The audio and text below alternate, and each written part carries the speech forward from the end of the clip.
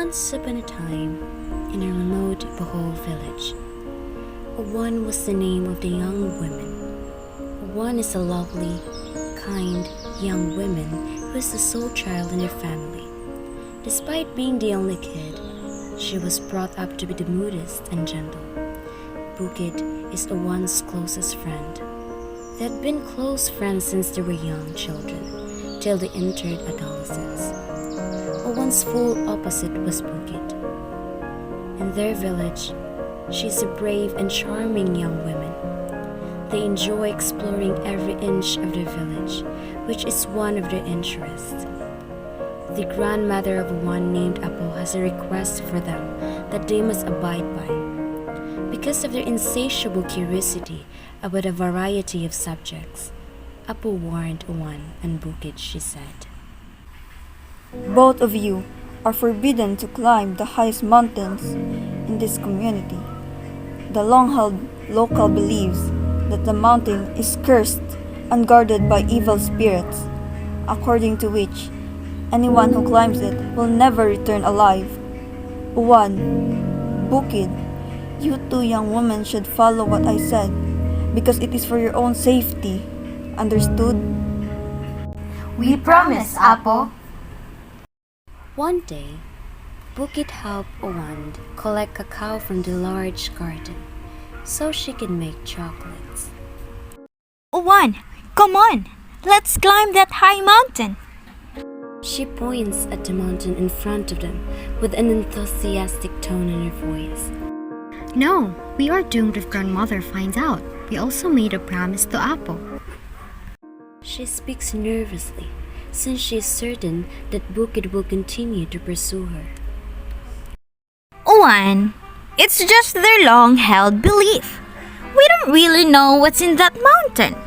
But from what I've heard, there are a lot of enormous, magnificent cacaos that are only found there. As soon as she heard the word cacao, Owan's eyes brightened with pleasure. She is known for her love of creating and savoring chocolates among the residents of the village. Owan is forced to accept Bukid's proposal in the end. The tallest peak in the village is where Owan and Bukid start their journey. Owan panicked as they neared the mountain's center because of intensely chilly wind that hit them from all sides. Bukid, let's go back. I suppose the mountain's guardian became angry. Owan, don't be alarmed. That is just a mere wind. On the top of the mountain, the two walk on regardless of the fierce wind that is blowing against them. Owan and Bukid hike for an hour before reaching the summit. They were astounded by the scenery. They can see their entire community as its neighboring villages from the summit. The fresh air streaming in and out was inhaled by them. They were captivated by this mountain's majesty and how tiny everything appeared from above. On top of the mountain, the two walk on regardless of the fierce wind that is blowing against them. Owan and Bukid hike for an hour before reaching the summit. They were astounded by the scenery. They can see their entire community and its neighboring villages from the summit. The fresh air streaming in and out was inhaled by them. They were captivated by this mountain's majesty and how tiny everything appeared from above. Look, Owan! A large cacao tree is present. It's quite amazing. Owan was ready to pick a fruit from the tree when they're startled by a deep voice. Why do you start messing? The god of the mountain is named Dagom. Dagom is a charming, valiant, and kind god, unlike what the locals in the village think. At that point, Owan faces Dagom. Dagom developed feelings for Owan after being captivated by her beauty. Owan, on the other hand, was speechless when she faced Dagom because of how gorgeous his eyes were. There was a little pause until Bukid broke it. Wait, who are you? I am the god who watches over this mountain. And I was the one who was supposed to be asking you that. Bukid and Juan both began to run as quickly as they could as their eyes widened. Dagom just smiled looking at how cute Juan was. Bukid and Juan were panting and gasping for air when they reached their village. They encountered the god of the mountain, which they could not believe. Juan was astonished as to why there was so much cocoa outside the following day. As she was wondering who had given her that, Bukid unexpectedly showed up. Wow! That is the exceptional cocoa that we discovered on the mountain! From above, Dagom could see Juan blushing. Bukid's attitude abruptly changed. Juan saw that she was being envious, but Juan ignored it.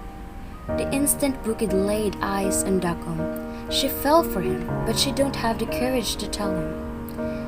As time went on, Dagom persisted in courting Juan, and in the end, Juan admitted that she shared her love for Dagom. At the summit of the mountain, Juan and Dagom keep running into one another and enjoying each other's company. Like the skies, your beauty never fails to amaze me. That's so sweet, Dagom. But I believe Bukid likes you too. Bukid put Juan at a distance. Because of her jealousy every time they saw Juan and Dagom together, she could not stop disliking Juan.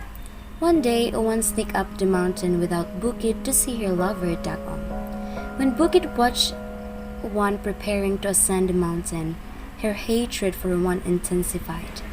She is aware that Dagom and Juan still cross paths. Bukid's anger consumed her, so she hid under the tree and waited for Juan in the middle of the mountain. Bukid attempted to hurt her by pushing Juan down the mountain, but she failed because Dagom appeared out of nowhere. Dagom confronted Bukid. I'm warning you, Bukid. If you ever lay a finger on one, I will make sure you're not going to make it out alive of this mountain. Do you understand?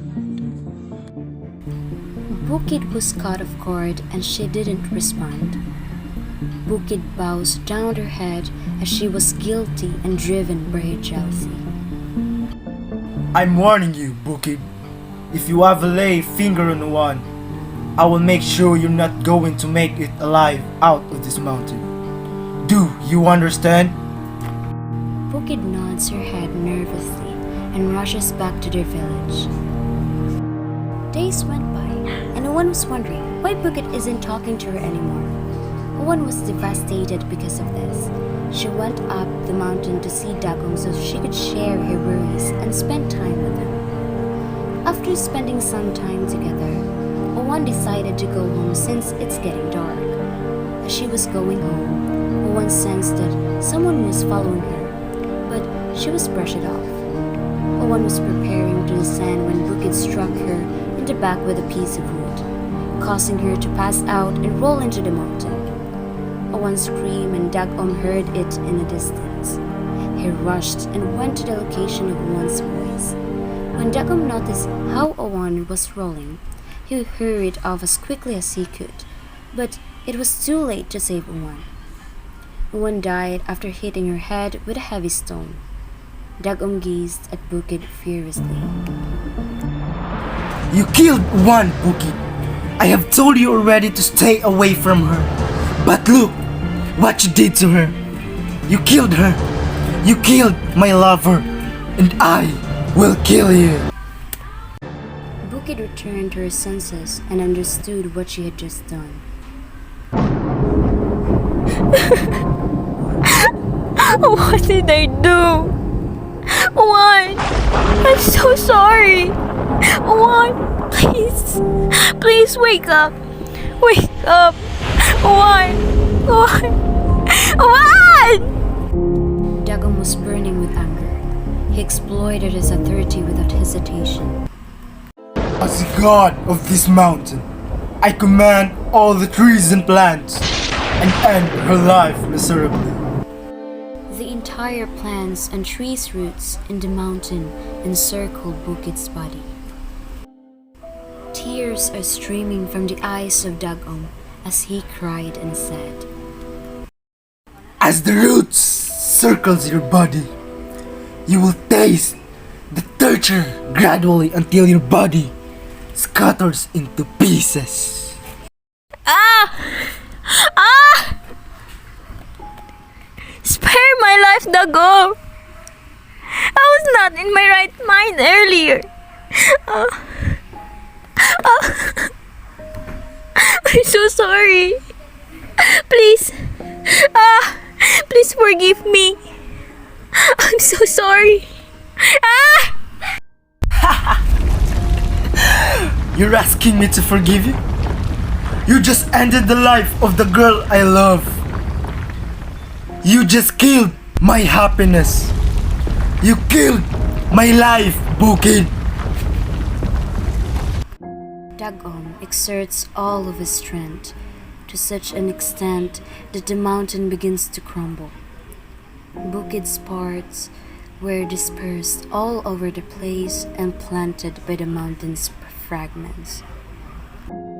As a reminder of one's love of chocolate, Dagom created a shade of brown on sunny days, and even when the sky is under a state of mourning, the color green, which is reflected in rain, represents optimism. Later on, the bodies of Bukid that have been planted grew larger over time, and that is now the famous chocolate hills from Bohol.